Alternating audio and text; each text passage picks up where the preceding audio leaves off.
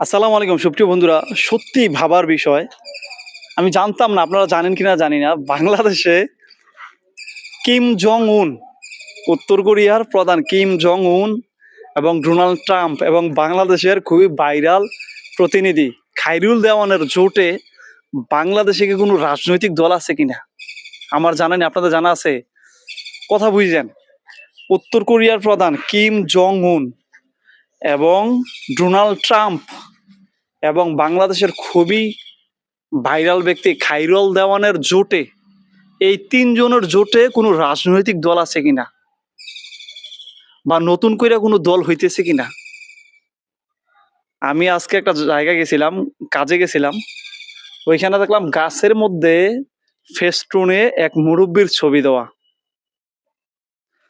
4 নং word, Mainamati union পরিষদ 4 নং ওয়ার্ড। যদি খোলে বলি, কুমিল্লা জেলার কুমিল্লা জেলার ময়নামতি, খুবই পরিচিত একটা জায়গা। ময়নামতি ইউনিয়ন পরিষদের 4 নং ওয়ার্ডের প্রতিনিধিত্ব করবেন এই মুরব্বী। ঈদ উল ফিতরের শুভেচ্ছা জানিয়েছেন। আর ওই ফেস্টুনের মধ্যে দেখলাম যে ডোনাল্ড ট্রাম্প, কিম জং উন, খায়রুল দেওয়ানের ছবি এক কর্নারে। মানে অবাক হয়ে গেলাম। মানে আমি জানি না আদৌ আপনারা জানেন কিনা জানি না যে কিম জং উন, ডোনাল্ড ট্রাম্প বা খায়রুল দেওয়ানের জোটে, আমাদের দেশে জোট হয় না, জামাত, এনসিপি, গণ এবি পার্টি, বিভিন্ন দলের জোট হয় না, বিএনপি, তারপরে গণ অধিকার পরিষদ, এবং জোট হয় না।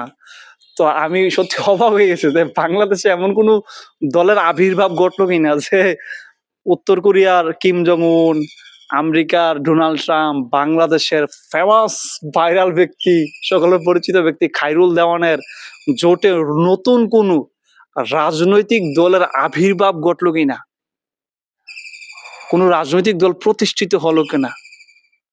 না হলে ব্যানার ফেস্টুনে কিম জুনের ছবি থাকবে, ডোনাল্ড ট্রাম্পের ছবি থাকবে, খায়রুল দেওয়ানের ছবি থাকবে। আচ্ছা, খায়রুল দেওয়ানের ছবি থাকাটা স্বাভাবিক, যেহেতু সে একজন বাংলাদেশের প্রতিনিধিত্ব করতে চায়, বাংলাদেশের নাগরিক। এখন ডোনাল্ড ট্রাম্পের, কিম জং উনের, খায়রুল দেওয়ানের জোটে কোনো দল হচ্ছে কিনা যে এই দল থেকে ওই মুরব্বী প্রতিনিধিত্ব করবে। আপনারা তো স্ক্রিনে দেখলেন ওই ফেস্টুনের ফুটেজ। মানে আমি অবাক হয়ে গেলাম। বিষয়টা হাস্যকর, আবার ভাবনার বিষয়।